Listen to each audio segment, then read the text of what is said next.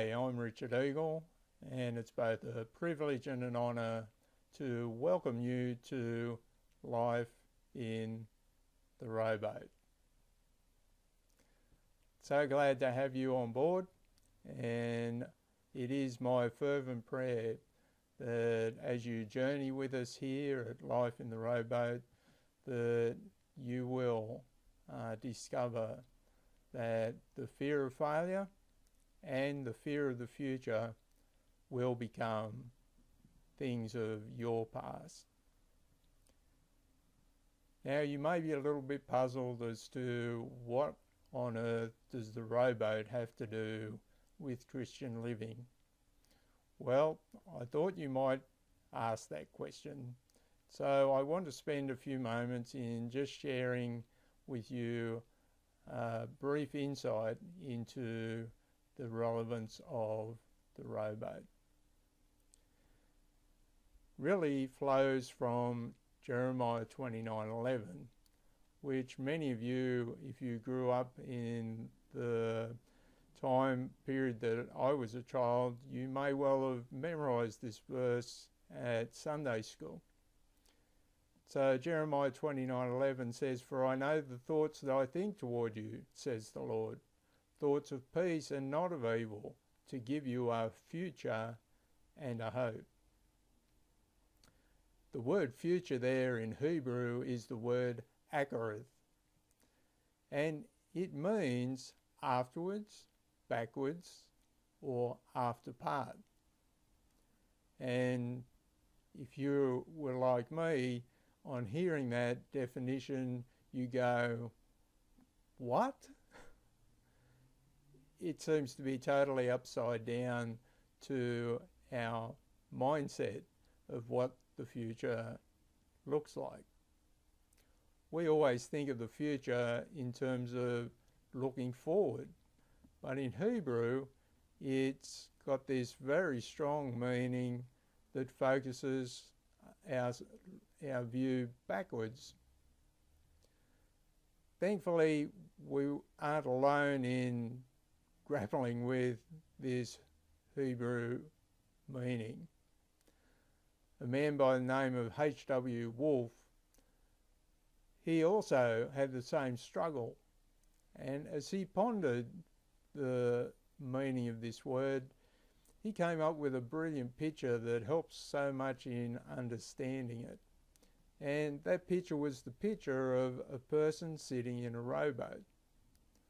So for instance, if you were to sit in my rowboat and you had the oars in your hands and the boat's not resting against the wall, but it's actually on the water, the question I would ask you is, which way are you facing as you prepare to row? Are you facing the direction you're heading in, or are you facing the direction you're heading away from? And of course, the fact is that the future is behind you. It's afterwards, backwards. It's the after part from where you're sitting in the rowboat. So the reality is that as you sit in the rowboat, your focus isn't on where you're heading, your focus is on where you've come from. Which begs the question, well, if I'm looking where I've come from, what is my focus? What should my focus be? And I'd like to suggest to you that as we look back from our seat in the rowboat, our focus is on the goodness and faithfulness of God. You see, throughout all the generations, God has shown himself to be the constant through all the events of history. He alone is the unchanging one. He is the epitome of goodness and faithfulness regardless of what was going on in any point in history. And it is this view from the rowboat that begins to open up new realms of understanding what the Christian life looks like and how we can experience it in a much fuller and more vibrant way. So again, welcome to Life in the Rowboat. Please feel free to have a look around on the website, and I'd love to hear from you. Go to the contact tab and shoot me a message.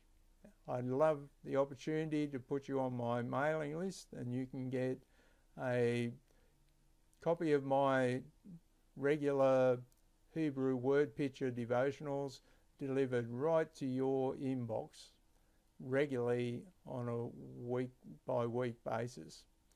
And these words are powerful, and I look forward to connecting with you, getting to know you, and sharing in your journey as we learn what it is to do life in the rowboat. Bless you.